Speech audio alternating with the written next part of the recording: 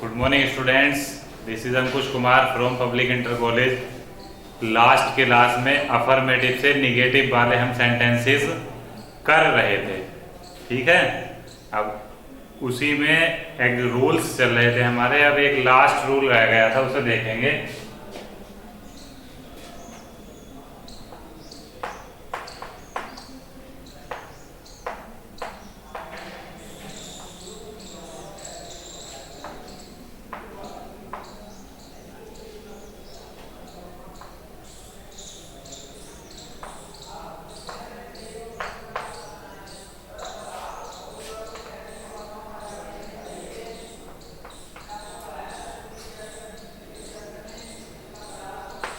देखो, as soon as वाला भी एक सेंटेंस आ जाता है कभी कभी।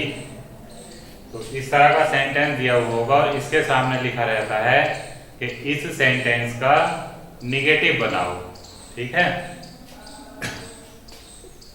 तो एज सून एज वाले सेंटेंस का निगेटिव बनाने के लिए क्या करते हैं हम, ध्यान देंगे।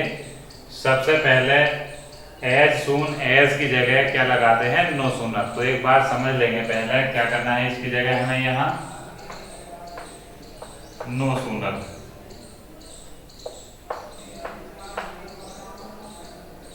क्या लगाते हैं, नो सूनर। यही स्ट्रक्चर फॉलो करना है हर बार, समझ गया नहीं। हमेशा जब भी एज सून एज वाला सेंटेंस आएगा, हमेशा क्या करना है, हमें नो सूनर का यूज करना है, ठीक है। तो नो सूनर लगाते ही अब उसके बाद क्या लिखना है, हमें हेल्पिंग वर्ब लिखनी होती है, प्लस हेल्पिंग वर्ब, समझ गए। तो ये पूरा किसकी जगह आएगा, as soon as. As soon as की जगह क्या आता है, पूरा नो सूनर। इसके बाद हेल्पिंग वर्ब लानी है। अब बात आती है कि हेल्पिंग वर्ब तो इसमें है ही नहीं, लाएंगे कहां से। तो इस सेंटेंस को हम ध्यान से देखेंगे। जिस टेंस का भी सेंटेंस हमारा होगा, उसी टेंस की हम हेल्पिंग वर्ब लेके आते हैं। तो ये लिखा हुआ है ही केम, तो ये पास्ट इंडेफिनिट का हुआ।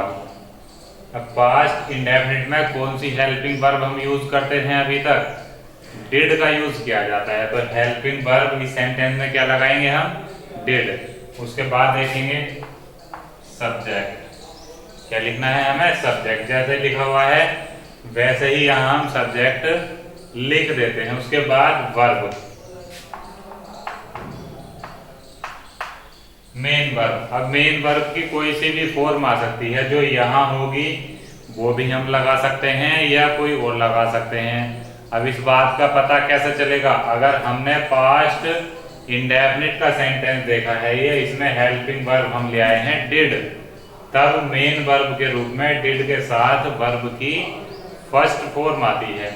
यहां सेकंड फॉर्म दी हुई थी और अब हम लगाएंगे कौन सी, वर्ब की फर्स्ट फॉर्म। क्लियर है इतनी बात, प्लस। समझते रहेंगे, जो जो बातें लिखी हुई हैं बिल्कुल इसी के आधार पर पूरा सेंटेंस बनेगा। तो उसके बाद क्या लाते हैं हम, जो भी ऑब्जेक्ट होगा वहां लिख देंगे मेन वर्ब के बाद। फिर क्या होगा, कोमे के स्थान पर देन का प्रयोग करते हैं।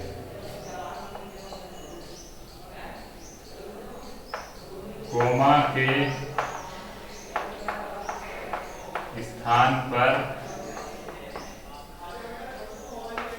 देन। समझ पा रहे हैं बात, कोमे के स्थान पर देन का यूज करेंगे। देन के बाद क्या लगाना है हमें, जो दूसरा सेंटेंस है उसे ऐसे ही लिख देंगे, प्लस क्या लिखेंगे हम,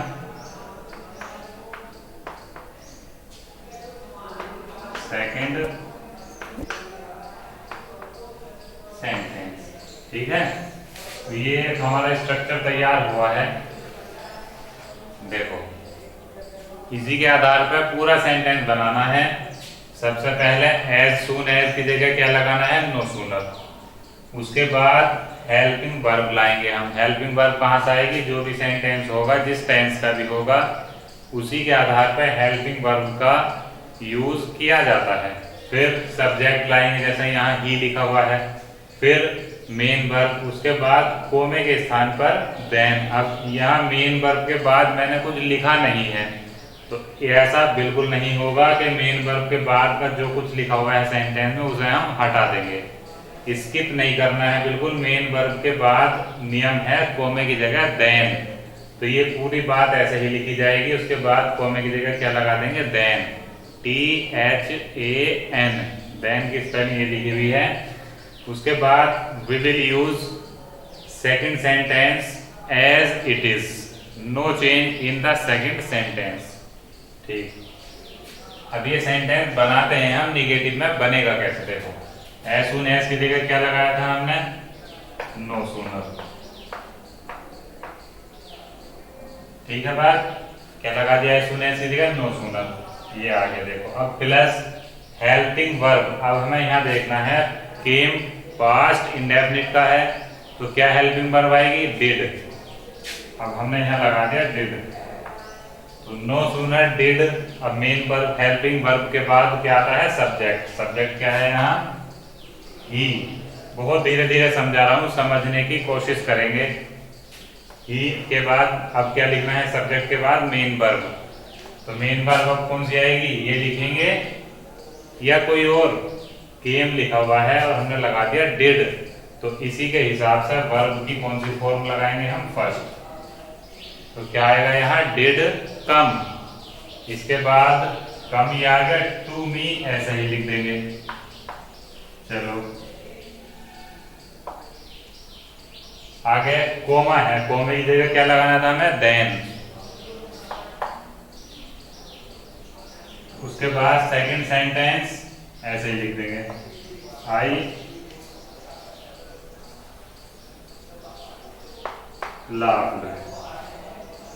समझ में आ गई बात। कोई सा भी एज सून एज का सेंटेंस होगा, इसी नियम के आधार पर बनाएंगे उसको हम। ठीक है, कोई भी किसी प्रकार का चेंज नहीं करना है अपनी तरफ से, बार बार समझने की कोशिश करेंगे। एज सून एज की जगह क्या लगाना है, नो सूनर।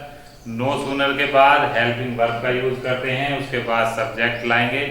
हेल्पिंग वर्ब कौन सी होगी, जो सेंटेंस यहाँ दिया होगा उसी में से हेल्पिंग वर्ब हम निकालते हैं। कैसे निकालते हैं, सोचेंगे कि ये सेंटेंस कौन से टेंस का है, उसी के आधार पर क्या करते हैं हम, हेल्पिंग वर्ब का यूज करेंगे। उसके बाद सब्जेक्ट, फिर मेन वर्ब लाते हैं। मेन वर्ब हेल्पिंग वर्ब के अकॉर्डिंग आती है। अगर हमने यहाँ से डिड निकाला है तो क्या आएगा यहाँ, वर्ब की फर्स्ट फॉर्म, क्योंकि डिड के साथ वर्ब की फर्स्ट फॉर्म को यूज होता है।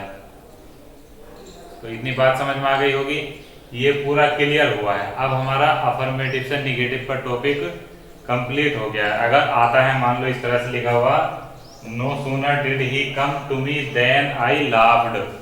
चलो ये ऐसा लिखा है, इसके सामने लिखा हुआ आ सकता है कि अफर्मेटिव बनाओ, इसका क्या बनाओ, अफर्मेटिव बनाओ, यानी कि नियम का रिवर्स करना है, उल्टा करना है हमें। तो नो सूनर की जगह क्या लगा देते हैं, एज सून एज लगा देंगे। यहाँ से हेल्पिंग वर्ब गायब कर देंगे, जैसे डिड दी हुई है तो फिर सब्जेक्ट लिखेंगे डायरेक्ट। उसके बाद डिड था तो डिड हटाने के बाद सेकंड फॉर्म टू मी ऐसे ही लिख देंगे, देन की जगह कोमा। समझ गया नहीं, यानी कि उल्टे जाना है हमें। पहले क्या था, हमने सीधा नियम पढ़ा, अब अगर रिवर्स में पूछ लेता है वो कि निगेटिव का अफर्मेटिव बना के दिखाओ, इस तरह से कोई भी बात आती है तो क्या करेंगे हम, इस नियम का रिवर्स कर देंगे, उल्टा कर देंगे। देखो अफर्मेटिव से निगेटिव हुआ। अब इसके बाद है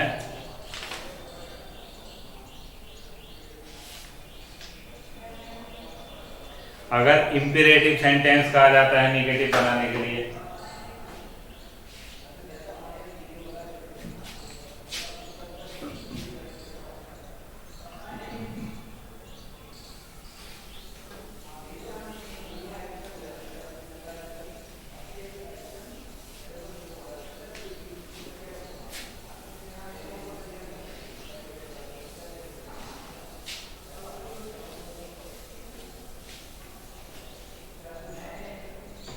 कभी कभी इंपेरेटिव सेंटेंस का भी आ सकता है। अगला रूल है हमारा इंपेरेटिव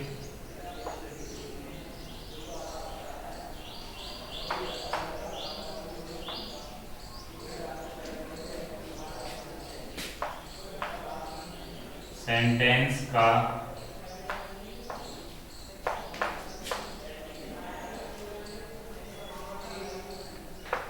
निगेटिव। ठीक, क्या करना है हमें, इंपीरेटिव का निगेटिव बनाना है। सारे पढ़ लिए थे, अभी बचा है इंपीरेटिव से किस तरह से निगेटिव बनाया जाएगा। अब इंपीरेटिव सबसे पहले बात आती है कि इंपीरेटिव कौन से सेंटेंस होते हैं, तो वो सारे सेंटेंस जो वर्ब से स्टार्ट होते हैं क्या कहलाते हैं, इंपीरेटिव सेंटेंस कहलाते हैं। कैसे, अगर मैं कहता हूं go to your school now, verb से स्टार्ट होने वाले सेंटेंस इंपीरेटिव सेंटेंस। चलो, तो go to your school now बनाते कैसे हैं इसे हम, इंपीरेटिव सेंटेंस का निगेटिव बनाने के लिए डू नॉट का प्रयोग करते हैं। क्या करेंगे हम, का निगेटिव डू नॉट से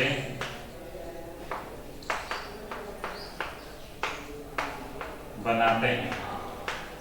ठीक है बात, अब नियम कंप्लीट हुआ। इंपीरेटिव सेंटेंस का निगेटिव डू नॉट से बनाते हैं, तो डू नॉट हम लगा देंगे। लगाएंगे कहाँ, शॉर्ट में लिखो, पूरी बात लिखोगे तो कॉपी ज्यादा भरेगी, याद भी नहीं होगा। शॉर्ट ट्रिक में यानी कि टिप्स पे याद रखने के लिए छोटे छोटे बिंदुओं में हमें लिखना होता है। कोई भी नियम अगर हमारा होता है, जैसे इंपीरेटिव सेंटेंस का निगेटिव डू नॉट से बनाते हैं, यानी कि डू नॉट लगाएंगे हम उस सेंटेंस से पहले। तो ये एग्जांपल देखो कैसा होगा, go to your school now. ठीक, वर्ब से स्टार्ट होता है तो सबसे पहले हम क्या लगा देंगे, डू नॉट गो। फिर पूरा सेंटेंस ऐसे लिख देते हैं, do not go to your school now. ठीक है, केवल डू नॉट लगा देंगे सबसे पहले और सेंटेंस पूरा ऐसे ही उतार देंगे तो बन गया। अब इसमें प्लीज वाला भी आ सकता है कभी कभी। एक सेंटेंस ये है, दूसरा ये देखो, प्लीज हेल्प हिम। अगर इस तरह से कोई बात लिखी भी होती है कि प्लीज से स्टार्ट हो रहा है वो सेंटेंस, तो हम क्या करते हैं, अब डू नॉट प्लीज से पहले नहीं लगाएंगे, प्लीज के बाद लगाते हैं। तो कैसे बनेगा ये, please do not help him. ये बहुत आसान है, इसमें हमें कोई वर्ब चेंज नहीं करनी है, कोई कंजंक्शन नहीं लगाना होता है, केवल डू नॉट लिखेंगे पहला और पूरा सेंटेंस दूसरा एज इट इज लिख देते हैं। अब अगली बात आती है कि डू नॉट को हम शॉर्ट फॉर्म में कैसे लिख सकते हैं।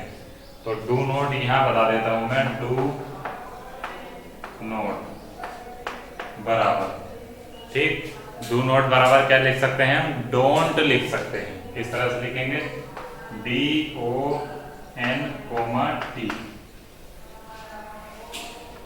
ठीक। डू नॉट का क्या हो सकता है शॉर्ट में, डोंट, DON ऊपर कोमा फिर T, तो डोंट भी हम डू नॉट को लिख सकते हैं। तो ये इंपीरेटिव वाला भी फिनिश हुआ है।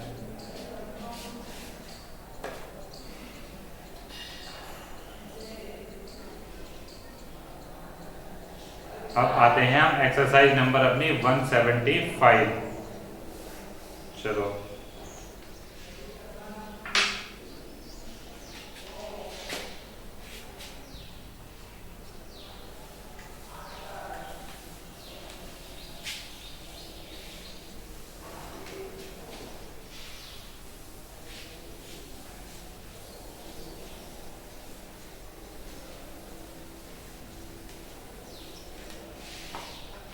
वन 175 एक्सरसाइज है हमारी, पेज नंबर 179 पे, 179।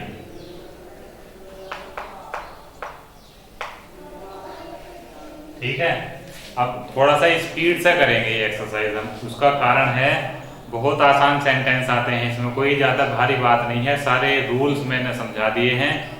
केवल क्या करना है, एक बार, दो बार, तीन बार, बार बार उन रूल्स को रिवाइज करना है। कोई सा भी सेंटेंस हो दुनिया का आराम से बना दोगे। ठीक है, तो 175 फटाफट देखेंगे। इसमें लिखा है कि जो नीचे दिए सेंटेंसेस हैं उनका निगेटिव बनाना है हमें। पहला सेंटेंस है यू प्ले क्रिकेट। क्या है पहला सेंटेंस? You play cricket. अब ये सेंटेंस जब हमें दिखाई दे रहा है कि सब्जेक्ट के तुरंत बाद मेन वर्ब की फर्स्ट फॉर्म दी हुई है। अब इस फर्स्ट फॉर्म में क्या करते हैं हम, सेंटेंस लिखूंगा नहीं अब मैं यहाँ, समझ गया नहीं? सेंटेंस लिखने की कोई बात नहीं है, क्योंकि सेंटेंस बहुत आसान है, लिखने में समय ज़्यादा लगेगा, पढ़ के बता दूंगा मैं केवल। यू प्ले क्रिकेट डेली, तुम रोज क्रिकेट खेलते हो, तो इसका निगेटिव कैसे बनाएंगे? अफर्मेटिव में मैंने बताया था, अगर कभी भी वर्ब की फर्स्ट फॉर्म हो या वर्ब की फर्स्ट फॉर्म में एस या ईएस जुड़ा हुआ होगा, तो उसमें हमेशा क्या करना है, हमें डू नॉट या डज नॉट का यूज करते हैं। ठीक है, तो पहला सेंटेंस है यू प्ले क्रिकेट, तो कैसे बनेगा इसका? पहला you do not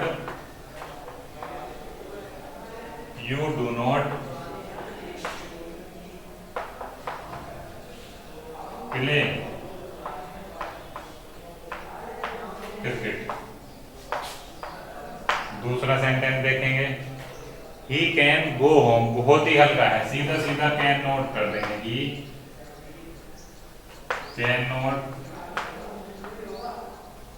go home. तीसरा देखो, यू कुड डू इट, इसमें भी कुड नॉट कर देंगे एकदम,